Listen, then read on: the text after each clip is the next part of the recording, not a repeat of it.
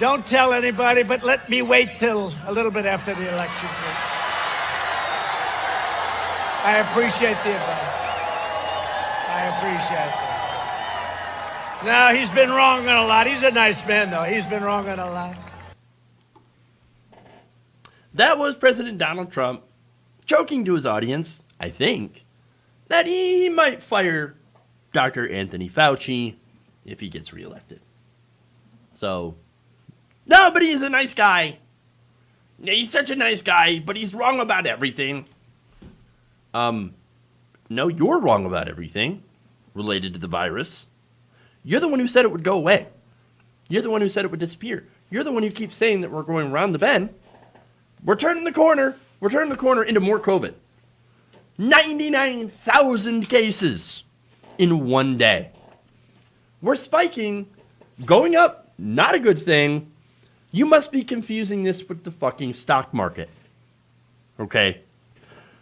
Now, you can see Donald Trump made the comment to a crowd of his supporters in Florida on Sunday, who were apparently unhappy that Dr. Anthony Fauci uses science and facts, which happened to contradict their supreme cult leader.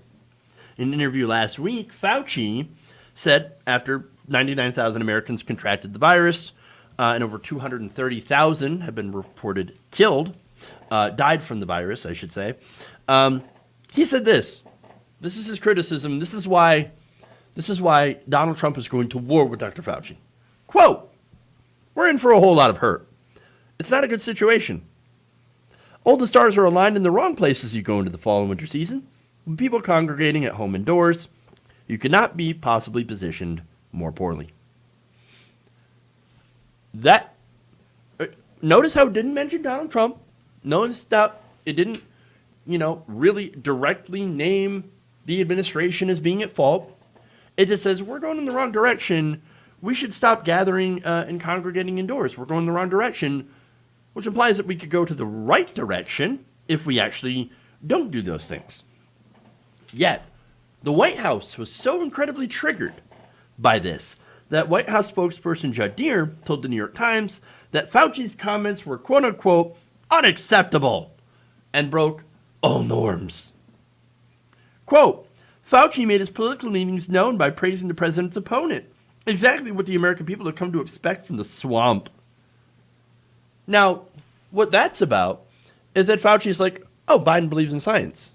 And so he actually wants to do the right thing. Now, wait.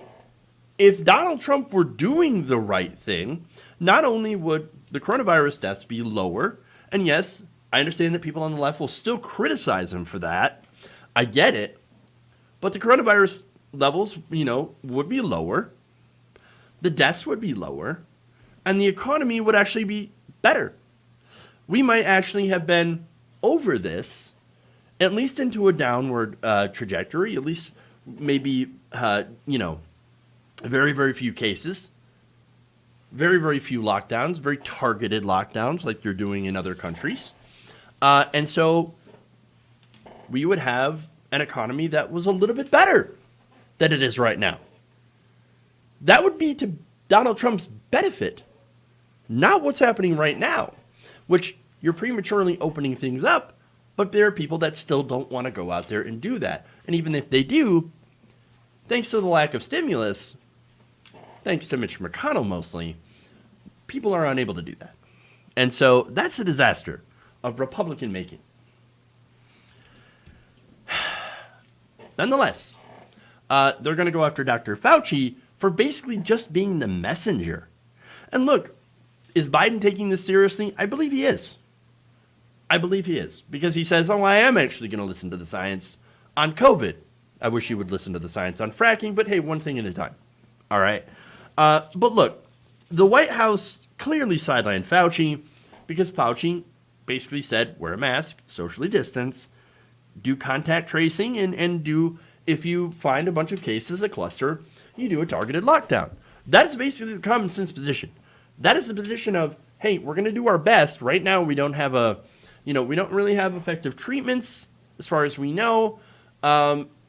We have some treatments, yes, but do we have a vaccine? No, not yet, and we're not going to have one for a while. And so what we need to do is we need to operate in this way to try to reduce the amount of transmission the best that we can so that right now we can save American lives.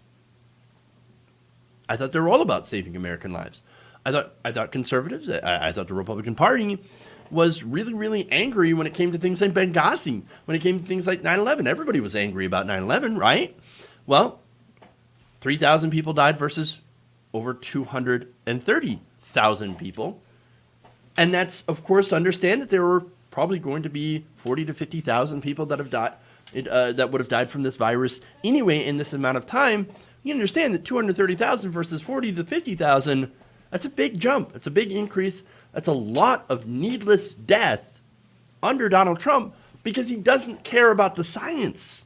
And that's the problem here. That is the problem. You have to be willing to do tough decisions when you're president, and yes, economically unpopular decisions, in order to do what's best for the country, for the nation at large, for your own constituents. Donald Trump is unable to do that. He is unable because all he does is go out and tell people exactly what they want to hear so that he can continue to funnel taxpayer money to himself and his businesses and his family. And that's really it. I mean, the Trump administration has done basically next to nothing. I mean, we had some sort of quasi-lockdown for a short time, for a few weeks, and then the administration just let the states do whatever. Yes, there were guidelines, but these guidelines were routinely ignored by the administration itself. It wasn't until after Trump got COVID that he started to kind of wear masks around a little bit more, and even then, after that, was still making fun of Biden for wearing masks. So he's learned absolutely nothing. And so what Fauci does is he makes the most obvious observation that, hey, we're doing pretty bad. We're kind of going in the wrong direction, guys. Well, you can't argue that that's not true. As of Sunday night, more than 9.2 million Americans have contracted COVID-19 and more than 230,000 have died from the virus. More to come if we don't actually do anything about it. And all the suggestions that Fauci has made, Trump doesn't want to do. Because, look, maybe he actually believed that this thing would go away. And he could run on the economy. And look, to be honest, if coronavirus hadn't happened, I think Joe Biden would have faced a much more difficult, possibly losing election bid. I really do believe that. I believe that COVID was an absolute game changer, depending on what, of course, happens in this election on November 3rd. But I think that because of COVID and because of the disastrous response from the Trump administration, and of course the economic fallout as a result of that, Biden has a lot better of a chance to win the election now than he did before. That sucks for you, Donald. I mean, that doesn't bother me at all because I think Donald Trump's an absolute disaster. But if you're Donald Trump, you really missed the boat.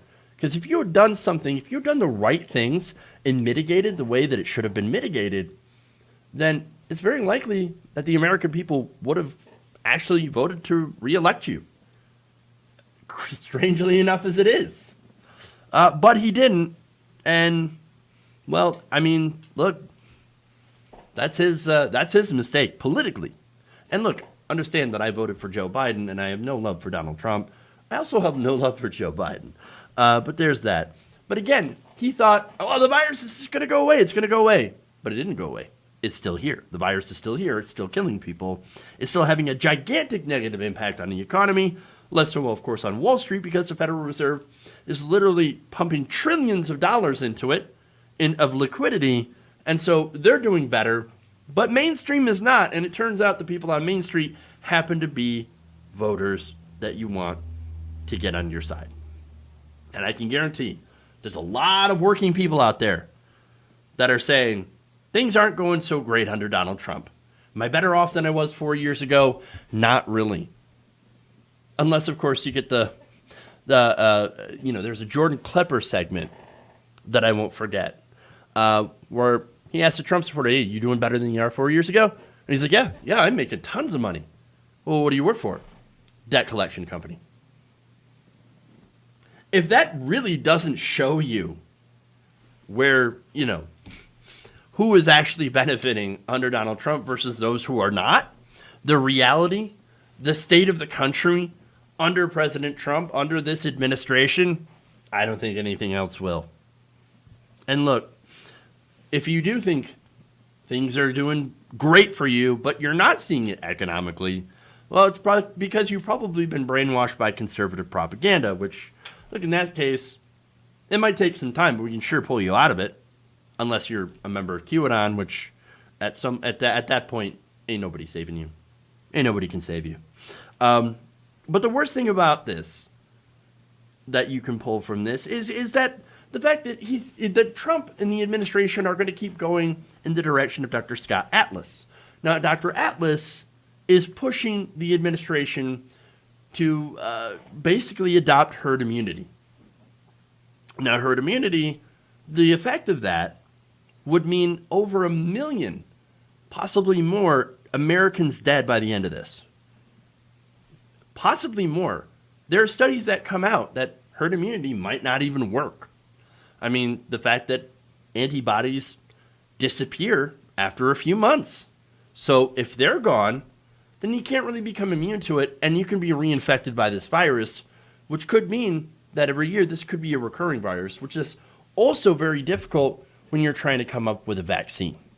And so you've also got high rates of mutation in this virus because it's been spreading so prolifically. It's just not a good situation, and we really could use somebody who trusts the scientists and doesn't try to push this disastrous herd immunity stuff. So, but again, Trump doesn't care. He's telling you he didn't give a damn about you. A lot of Trump supporters, a lot of them are 65 plus and have pre-existing conditions, and you are the ones that will end up dying. You're not going to get airlifted to Walter Reed. You're not going to get the best experimental medication that American, taxpayer money can buy. No. You're going to end up waiting in lines when the hospitals are overrun. And you might not get the care because maybe some 30-year-olds have it, and they end up having to go on a respirator, and you won't be able to. Because they're going to start picking and choosing. You think Obamacare's got the death panels. Just wait. Just wait till COVID's got you. Despite what they might believe, they are not immune. But it's not even that. Look, if they want to throw away their lives, that's fine.